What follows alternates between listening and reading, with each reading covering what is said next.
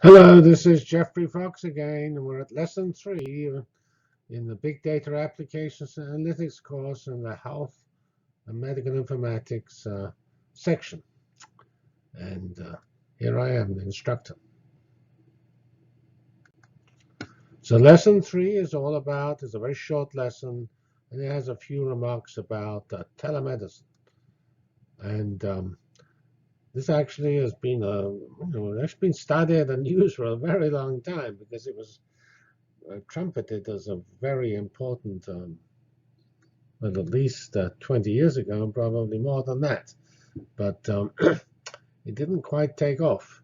But now there's some reason to believe it ought to take off because telling of a lot of other things is taking off. Namely, we do an awful lot of things with virtual technologies, which we didn't do in the past. So this is our first real slide, and it points out that there's a significant use of email. I mean, here's the United States at 38%, Germany at 70%, and other countries in between. Obviously, for some reason, it's interesting. Europe is higher than the other places, and actually, Germany is higher than, say, Spain or United Kingdom. I must admit, I've not emailed with my physician, and I'm not quite certain whether what that determines. But you would think it actually would be better to have more email and other types of communication between patients and physicians. So it'd be good if we can increase this number.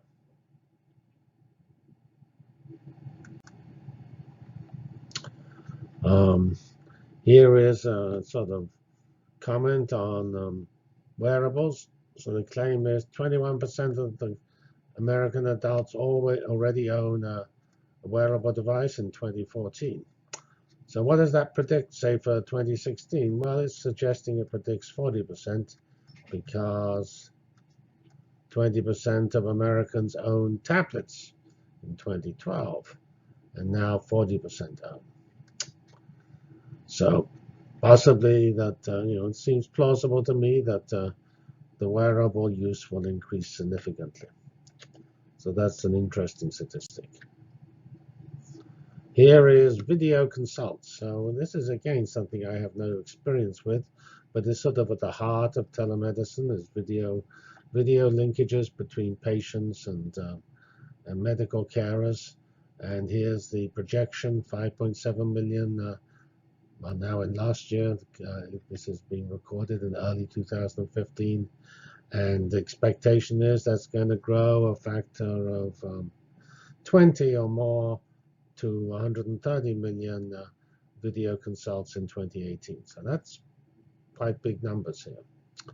Although again, it's not something you hear about. At least I don't hear about this. It's sort of interesting.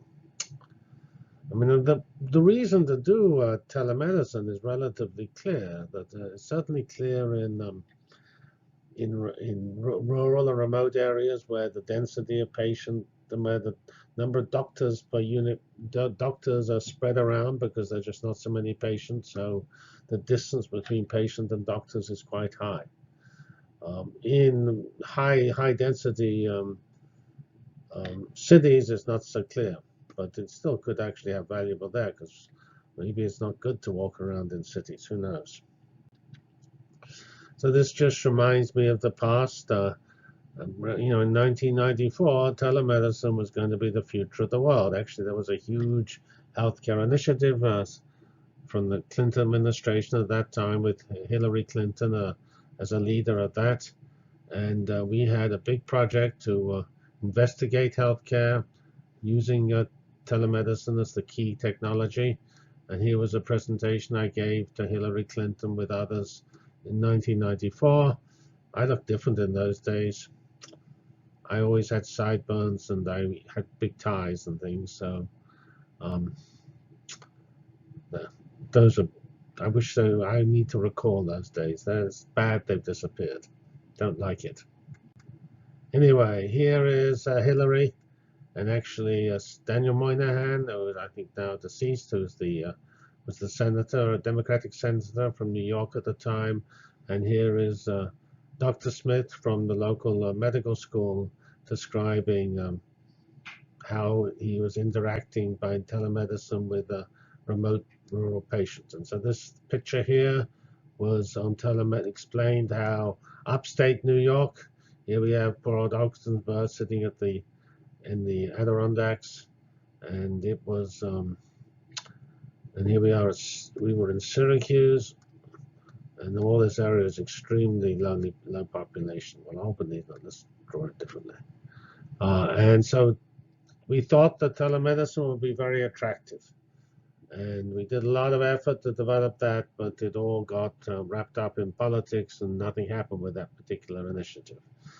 And I forgot about telemedicine. I made various contacts and continue to work in that area with a colleague, David Warner, and for the next 6 years till around 2000. But we never. He did very well. I didn't make any progress. In general, we also did various web-based healthcare systems at the same time, which didn't amount to much from a cosmic point of view.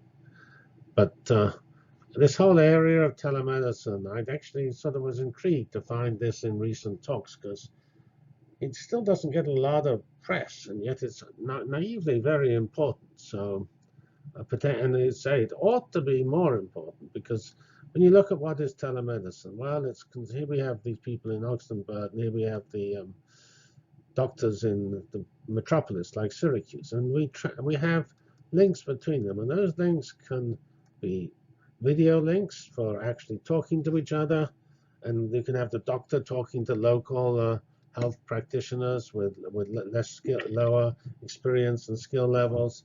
But also we can have sensors. We can have our patient docked up with all sorts of sensors which are piling data back and forth. And so, the sensors are going from here to here.